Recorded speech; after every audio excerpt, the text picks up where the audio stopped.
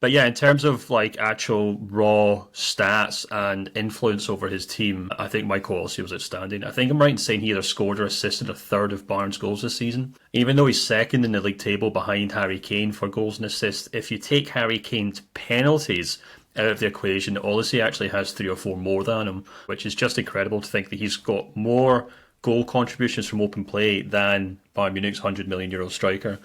And I think that just goes to show how important he has been to Bayern this season. I think it's really interesting that Musiala isn't part of this conversation. I think he's probably going to go away this summer and realise that he maybe needs to have a serious break.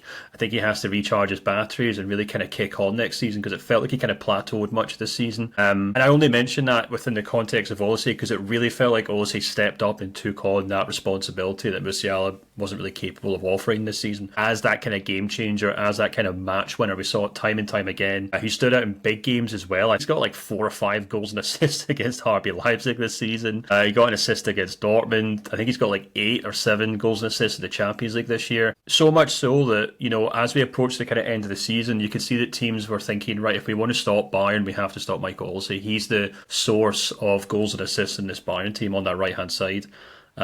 And that's largely due to the fact that, you know, Musiala looked a little jaded this season, the whole kind of fiasco of that left wing with, you know, Gnabry and Sané and Kingsley Coman.